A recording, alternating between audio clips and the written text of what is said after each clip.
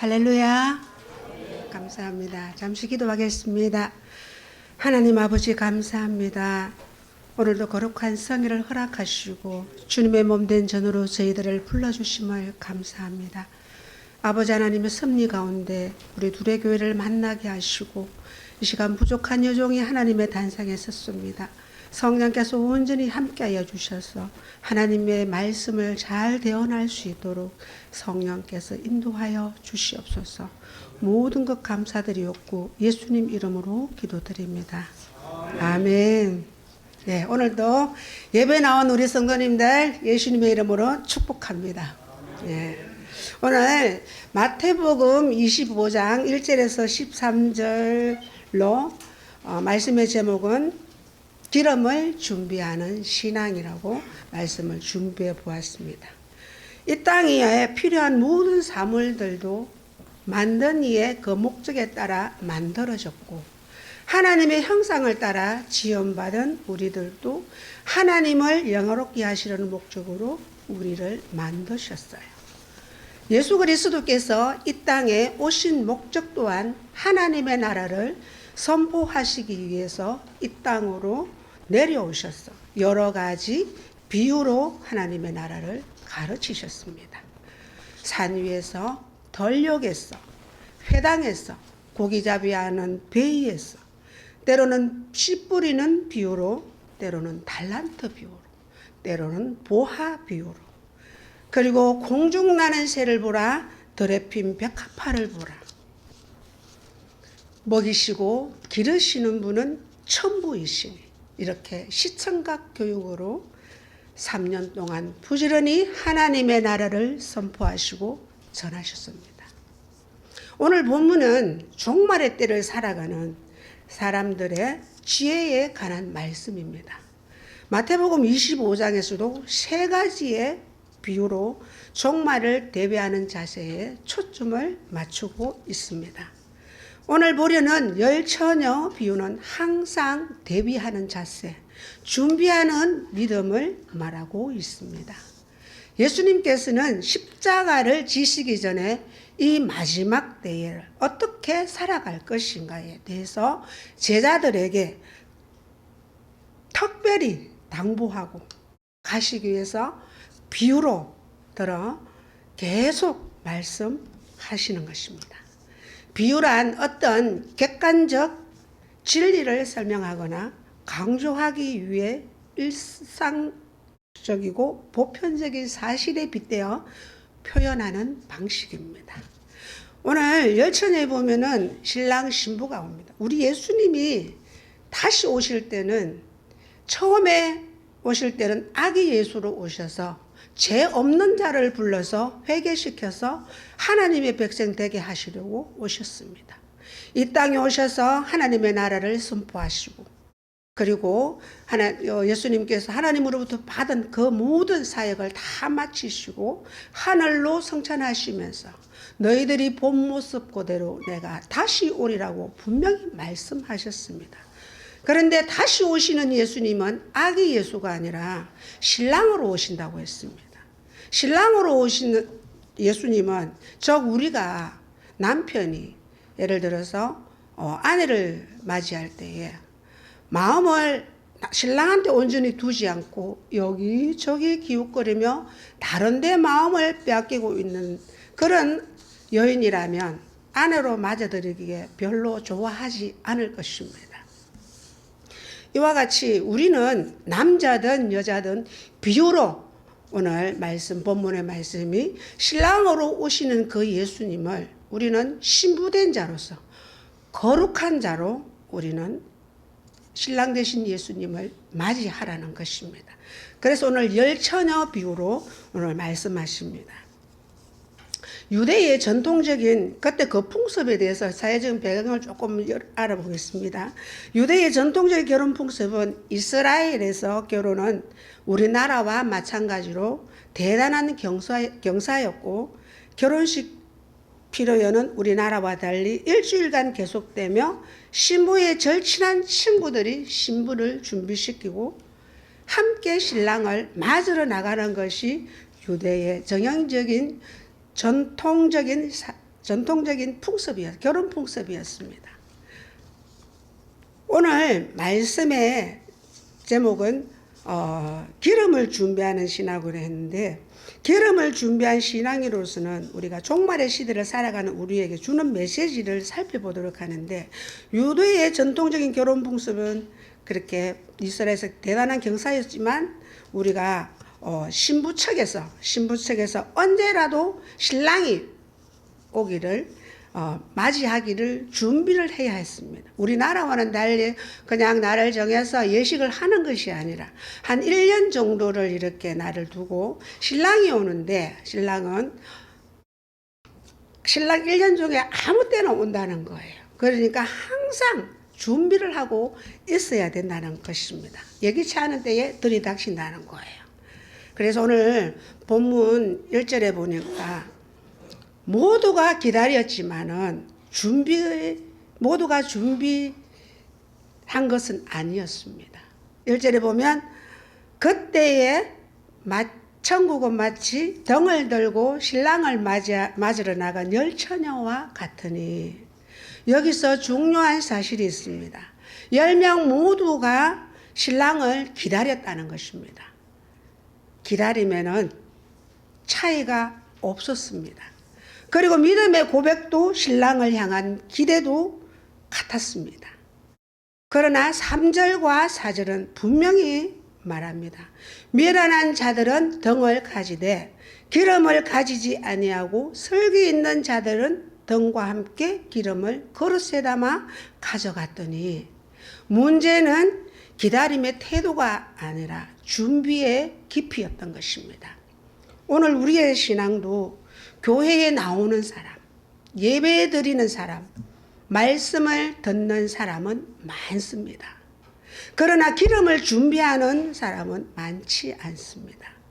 겉으로는 신앙인처럼 보이지만 속에는 성령의 기름이 마르지 않았는지, 말씀과 기도의 불이 꺼져가고 있지는 않았는지 우리 스스로에게 물어야 합니다.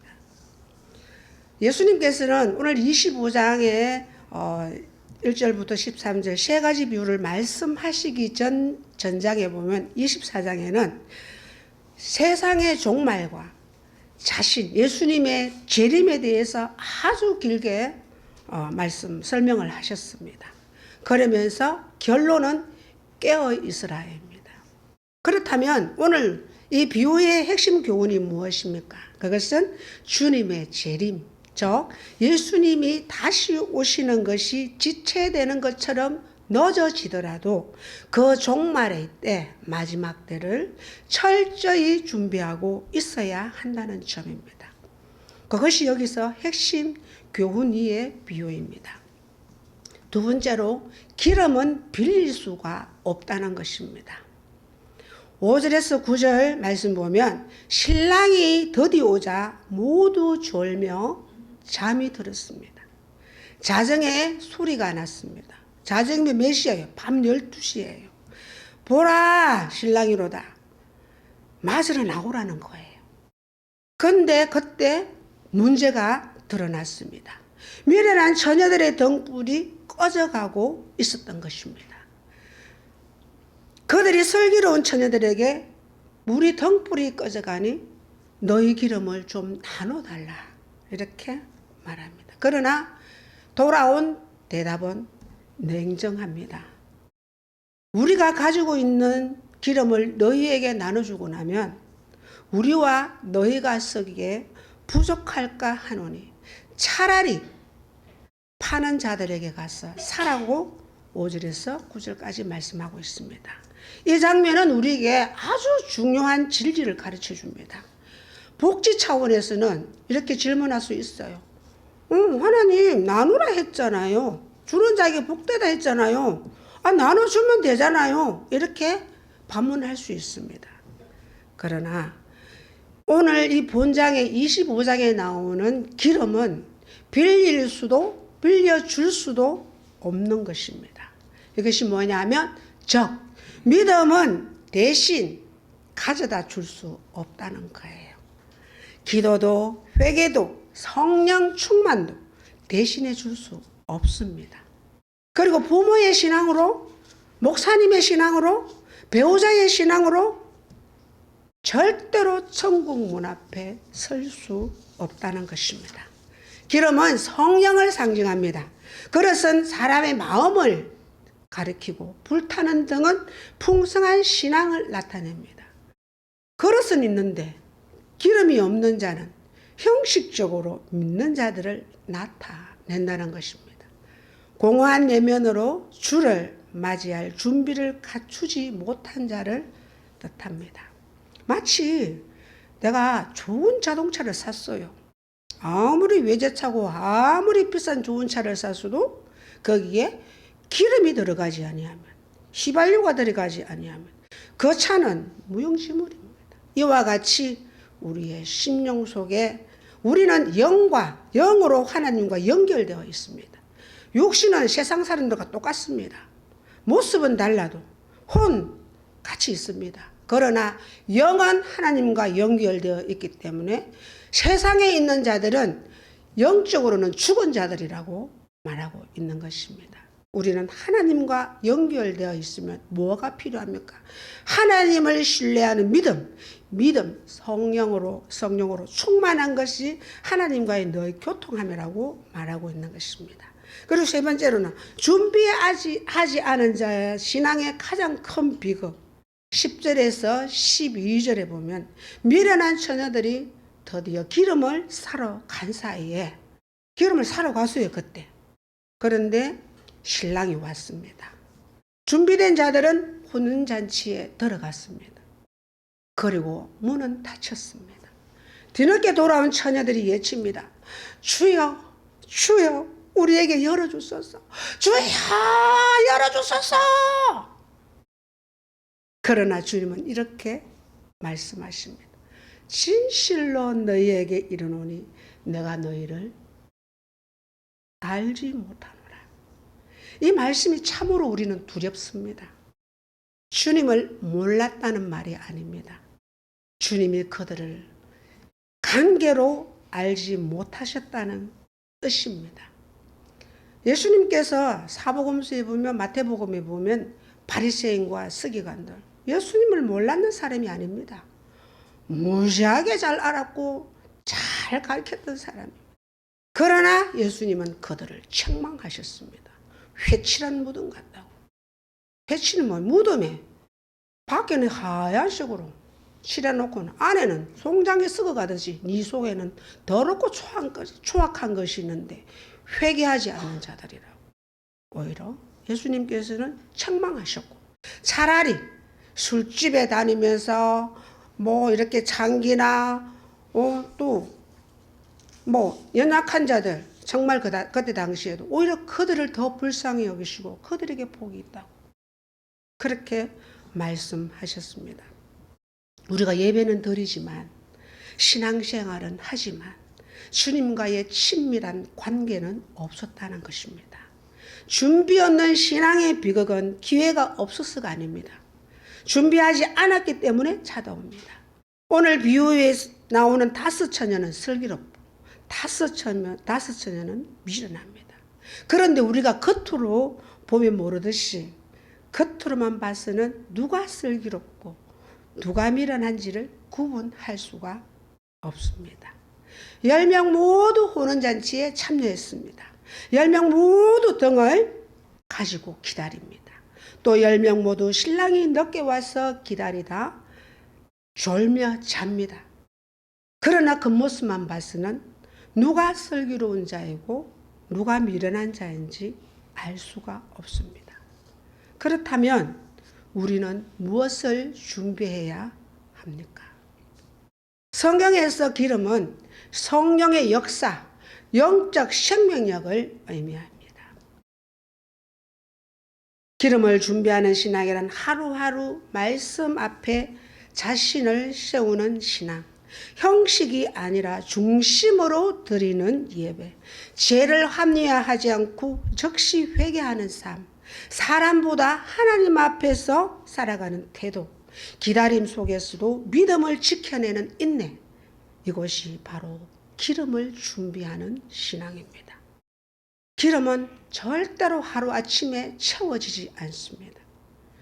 위기의 순간에 급하게 만들어지지도 않습니다.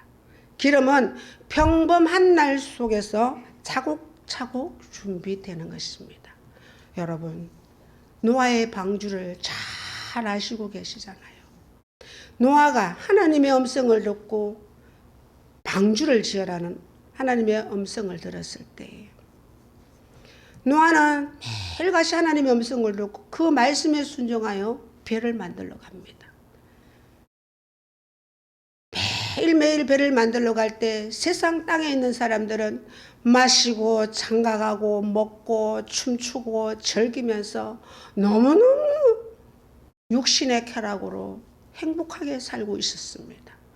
그때 노아는 그 배를 만들기 위하여 자기는 배를 만드는 그 장소로 향할 때에 그 세상 사람들은 노아가 이렇게 된 거 아니냐. 야, 우리하고 같이 놀자. 뭐하러 그렇게 힘들게 사냐.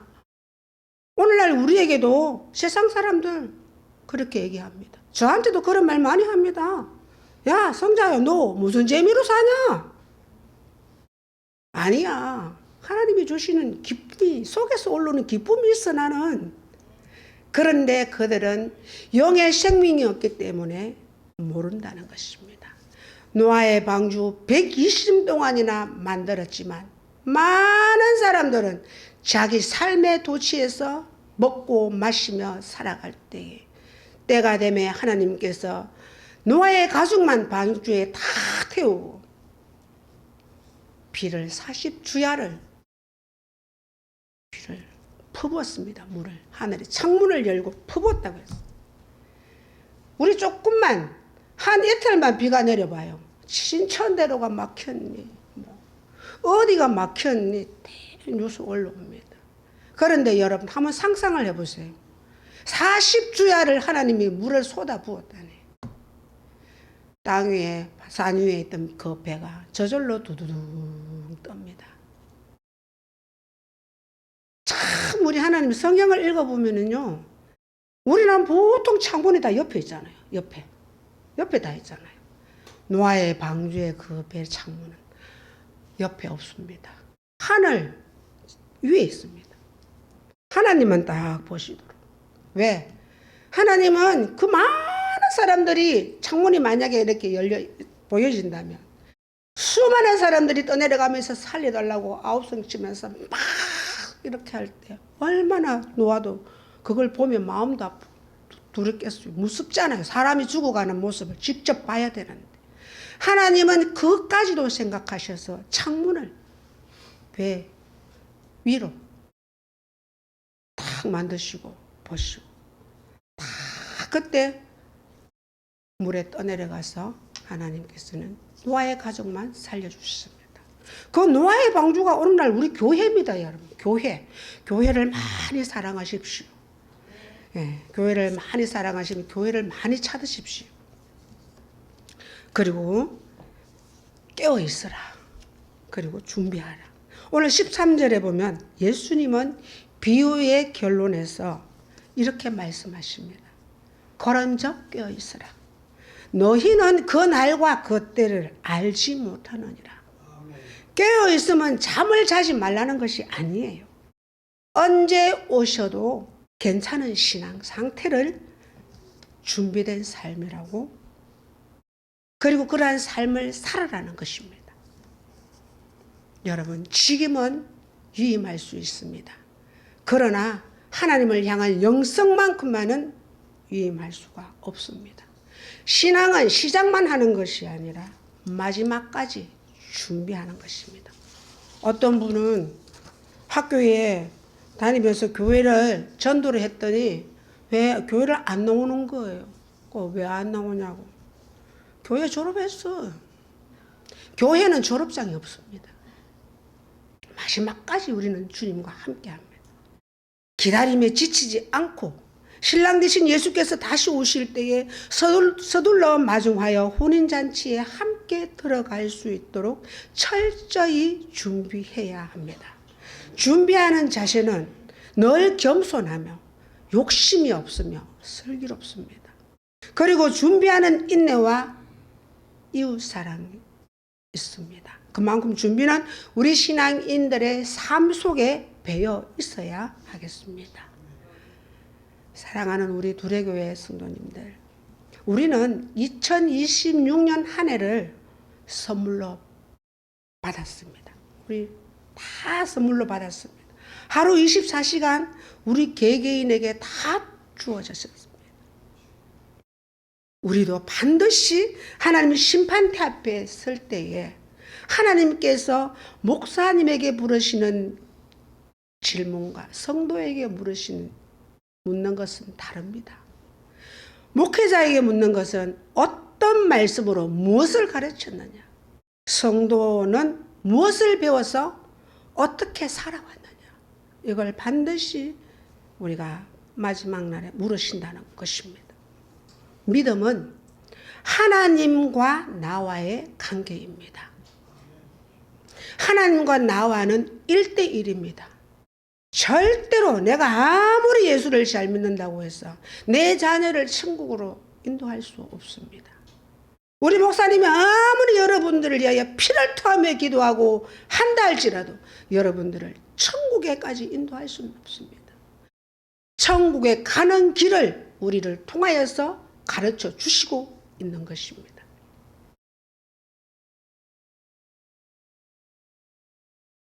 그리고 우리 하나님 아버지, 지금 태어나는 아이도 말하기 시작해도 하나님 아버지라고 부릅니다. 하나님 정조 할아버지, 멧돼지 할아버지, 할아버지 아닙니다. 할아버지로 부르는 사람 없습니다. 그리고 하나님에게도 손자도 없습니다. 다 아버지입니다. 왜?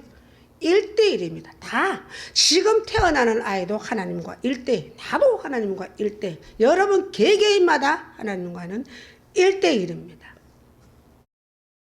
믿음은 하나님과 나와의 관계이며 보이지 않는, 하나님은 영이시니까 보이지 않습니다.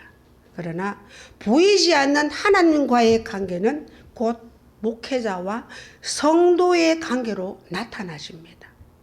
고린도후서 1장 14절에 보면 너희가 우리를 부분적으로 알았으나 우리 주 예수의 날에는 너희가 우리의 자랑이 되고 우리가 너희의 자랑이 되는 것이라. 성도의 본분은 목회자를 위해서 끊임없이 기도해야 합니다. 말씀 준비에 혼신을 다할 수 있도록 보필하는 것이 성도의 본분입니다. 그리고 교회의 복입니다. 그리고 성도님들에게도 복입니다. 우리가 주 예수의 날에는, 즉 예수님이 다시 오시는 날에는 서로가 서로의 자랑이 되어야 한다는 것입니다. 우리 둘의 교회의 한 공동체로서 이제까지는 한 부분적으로 알았습니다. 우리 목사님도 한 부분적으로 알았습니다. 다들 서로의 관계도 한 부분적으로 알았습니다.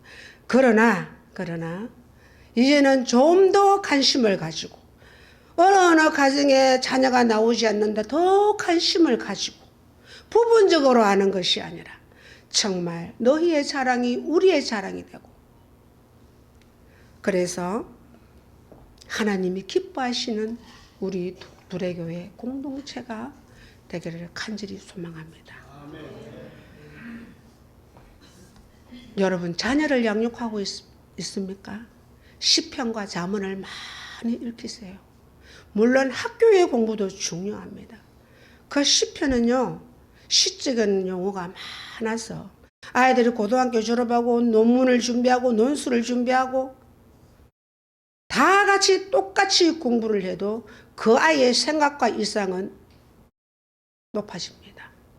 엄청나게 그 아이는 가치관도 달라지고 생각의 틀도 달라집니다. 어렸을 때부터 성경을 읽히면 딱딱해요. 아이들은 이해도 못하고 엄마 왜 재미도 없는 거 자꾸 하라고 해. 스마트폰에 게임하는 게 너무 좋아. 그러나 그 아이들이 좋아하는 그 프로그램 속에 하나님의 말씀을 알아갈 수 있는 그런 프로그램들을 찾아서 보여주고 들려주고, 그게 우리의 해야 할 일입니다. 다음 세대가 지금 거의 지금 줄어들고 있습니다. 우리 대한민국 이런 식으로 나가면요, 저출산 문제에다가 심각합니다. 특히 우리 그리스도인들만이라도, 교회에 있는 먼저 왔는 우리들만이라도 교회와 교회를 연결을 시켜서 빨리 중매를 써서 처녀 송악들은 빨리 장가가고 시집가서 아이를 숨푹숨푹 5명 10명을 낳을 때 교회가 이제는 그들을 책임지고 돌봐야 할 때입니다. 우리가 늘 지금 세상에 끌려가고 있습니다. 교회를 향하여 피난하고 있습니다. 이럴 때에 우리는 본이 되는 게 뭡니까? 알을 낳을 수 있으면 많이 낳으세요. 많이 낳아서 세상 사람들이 교인들이 많아지네, 그리스도인들이 많아지네. 우리가 장악하고 있어봐요. 우리끼리 똘똘 뭉쳐서 열심히 이 나라를 세워나가봐요. 그들이 안 오고는 못 벽여요. 우리가 생각을 지금 바꿔야 됩니다. 빨리 너무 잘해주지 마세요. 자녀들한테. 잘해주면 시집장 안 갑니다. 못해주세요. 네가 벌어서 먹고 살아라는 식으로. 일수도 그거는 주님 복음하에 쓰고 자녀들은 그러한 자립심을 길러줘야만이 그 자녀들이 이 땅 가운데서 살아갈 때에 힘든 일을 만나도 이겨낼 수 있는 면역력이 생긴다는 것입니다. 다 해줘가지고 다 챙겨줘가지고 캥거루 쪽이 되게 얼마나 지금 많습니까? 정말 저는 그것을 볼 때마다 하나님 앞에 기도하면서 하나님 앞에 기도하면서 때로는 입이 다물어지지 않는 울음이 터져 나올 때도 있습니다. 제가 좀 너무 강한 것 같지만 성령께서 또 이렇게 인도에 가시니 양해 부탁드립니다. 그리고 정치적으로 있잖아요. 우리 대한민국을 또 위해서 기도해야 됩니다. 여러분 열왕기 상하 한번 읽어보세요. 저는 조암산에 3일 금식기도를 올라가서 가면 내가 3일 금식하면서 읽어야 될 책을 딱 정합니다. 열왕기 상하를 한번 읽으면서 묵상하면서 나아갔는데 여러 왕들에 대해서 업적을 읽으면서 그 한 나라의 왕으로 시험을 입었지만 하나님을 온전히 신뢰하고 하나님 말씀에 똑바로 서서 백성들을 나라를 통치해 나갈 때에 그 백성들은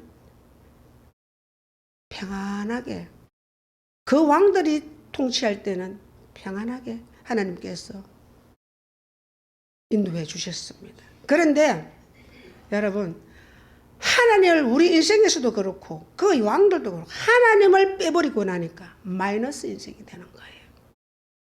사울 왕 하나님 빼버렸어요. 하나님이 이스라엘 초대 왕으로 세워주셨지만은 전쟁이 나갈 때마다 이기는 거예요. 교만이 딱 들어옵니다. 내가 다 해서 이긴 거지. 그러면서 하나님께 초점을 맞추지 않고 하나님을 빼버립니다. 그렇게 어떠합니까? 사람의 눈에 인간의 말에 거기에 맞추어서 나라를 통치해 나갑니다. 그럴 때에 하나님께서는 섭섭하셨습니다. 사무엘 선지자를 보내어서 회개하고 돌아오라고 했지만 우리가 죄를 지어도 한 번에 하나님 목 안 칩니다. 목사님을 통해서 건면하는 말씀을 듣게 되고 때로는 또 목장에 또 리더를 통해서 말씀을 듣게 하시고 또 때로는 예배드리는 자리에서 그런 음성을 듣게 됩니다. 그럴 때 우리는 얼른 잘못된 거 있으면 회개하고 하나님께 바로 서는. 그래서 나라를 통치하는 것도 우리는 사람과 대항하지 말아야 했습니다. 우리의 목소리는 하나님의 기뻐하시는 그런 쪽으로, 물론 의견은 우리가 나타내야 되지만 절대로 사람을 향해서 대항하지 말라고 말씀하셨습니다. 그래서 정치도 우리가 열왕기 여러 왕들의 나라를 통치하는 그 말씀 성경책을 보면서 성경 말씀을 읽으면서 우리는 정말 가슴을 끌어안고 하나님 앞에 기도해야 합니다. 눈물을 흘리며 기도해야 됩니다.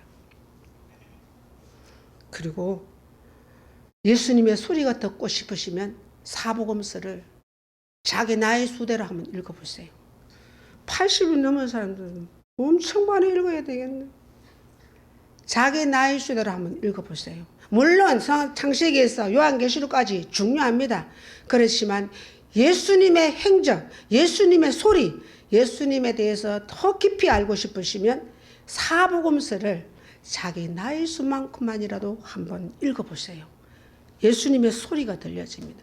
성경을 읽다가 예수님을 만나고 성경을 읽다가 성령 체험을 하면 이거보다 더 좋은 게 없습니다. 목사님한테 안수 받아서 성령 체험 받는 것보다 말씀을 읽고 또 읽고. 어떤 할머니 그렇게 권사님 80이 넘으는 거까지 우울증이 와가지고 지하철에 뛰내리고 한층이 돌리는 거예요. 뛰내리라. 마귀가 그러는 거잖아. 죽이려고. 마귀는 우리를 도둑질하고 죽이고 멸망시키려고 오는 거예요. 그 지하철에 그 뛰내리면 됩니까? 뛰내리라. 그런데 이러한 말씀을 듣고 자기 나이 수만큼 그 권사님이 순종을 한 거예요. 우울증이 치료가 받았습니다. 새벽마다 나와서 내가 내 나이 수만큼 읽고 나니까 이제 좀 뭐가 알겠다. 예수님이 어떤 분인지 이제 좀 알겠다. 이러시더라고요. 그러면서 새벽마다 나와서 목사님이 가서 한 단계라도 요가 엎드립니다. 자리에 앉아있어 권사님. 무릎 아픕니다. 아닙니다. 조금이라도 더 높으면 하나님하고 더 가까우실까. 그만큼 하나님을 사모한다는 것입니다. 제가 두레교회 온 지 2024년 12월 1일 주일부로 이 교회에 왔습니다. 구하고 찾고 4개월을 기도했습니다. 그런데 하나님께서는 두레교회에 하나님께서 인도해 주셨습니다. 그래서 두레교회에 두드렸습니다. 그런데 우리 목사님을 통하여 또 우리 당의 우리 장로님들을 통하여서 부족한 나그네 같은 저를 잘 환대해 주셨습니다. 많은 것을 배웠고 많은 것을 가르침을 받았습니다. 여러분, 제가 여기 와서 1년 동안 있다가 할 거 뭐하러 받았노? 목사님 보고 할 수도 있습니다. 그러나 제가 이 주부를 보는데 주부 앞장에 보니까 땅과 사람을 살리는 생명 공동체라고 첫 장에 딱 이 말씀을 보는 이 구절을 보는데 하나님 여기 한 줄 더 넣으면 좋겠습니다. 사역자를 세워내는 두레교회 이렇게 한 줄 더 넣으면 좋겠습니다. 제가 그런 생각도 해보았습니다. 그래서 나그네와 같은 저를 잘 환대해 주셨습니다. 이것 또한 하나님께서 다 보시고 계십니다. 아브라함이 그 나그네들 왔을 때에 아이를 못 낳아서 그래 있을 때에 그 나그네 왔을 때 그들을 살찐 송아지를 잡고 잘 함대하고 대접하였을 때 사라에게 아기가 있을 것이라고 축복 기도를 해주지 않았습니까? 그래서 벽시 아이를 낳았지 않습니까? 제가 여기 와서 지금 부지면에 촌으로 갑니다. 가천교회로 가지만 그곳에 가면 거기는 이렇게 재단이 있기 때문에 이제 앉으면 은혜를 입은 제가 거기 가서 두레교회를 험난하겠습니까? 좋은 교회라고 소문내겠습니까? 여러분, 물질로서만 선교하시려고 하지 마세요. 사람을 세워서 하나님의 나라를 확장시켜 나가는 것이 하나님의 뜻입니다. 네. 우리 목사님이 이 모든 일들을 책임지고 잘 감당해 주셨기에 오늘 제가 여기서 잘 1년 동안 머무르다가 또 가서 이제는 좀 더 확장시켜서 좋은 소식들이 오고 가고 아름다운 자리에서 우리 늘 만날 수 있기를 간절히 기대해 봅니다. 그래서 개인적인 신앙과 직분자들로서 연초에 우리는 다 각 기관 부서마다 직분을 받았습니다. 직분을 받은 리더는 등에 기름을 준비하는 슬기로운 처녀같이 자기 영성에 책임을 져야 한다는 것입니다. 늘 기도하며 성령 충만으로. 그리고 나 자신이 성전이고 나 자신이 곧 교회라는 분명한 의식을 가진 성도로서 성령의 기름을 준비하는 신앙인으로서 예수 그리스도의 십자가의 군병들이 다 되시기를 예수님의 이름으로 축복합니다. 아멘. 기도하겠습니다. 하나님 감사합니다. 고맙습니다. 하나님 은혜 가운데 둘의 교회를 만나게 하시고 이렇게 부족한 여종을 잘 환대해 주시고 많은 사랑을 받았습니다. 하나님 베풀어 주신 귀한 손길들 우리 하나님 많은 복으로 채워주시고 또 아버지는 우리 둘의 교회가 하나님 은혜 가운데 날로 부흥 성장할 수 있도록 도와주시옵소서. 그래서 아버지 하나님 우리 목사님 받은 사명 잘 감당할 수 있도록 늘 성령께서 강력하게 기름 부어주시고 우리 성도님들 한 가정마다 성령께서 일일이 신방하여 주셔서 아버지 하나님 자는 잠자는 자들을 깨워주시고 이제는 주님의 몸된 전 둘의 교회로 다 나와서 하나님을 찬양하고 하나님을 예배하며 하나님의 온전한 말씀에 순종하며 살면 우리 둘의 교회 공동체가 될 수 있도록 은혜를 다하여 주시옵소서. 모든 것 감사드립니다. 예수 그리스도의 이름으로 기도드립니다. 아멘.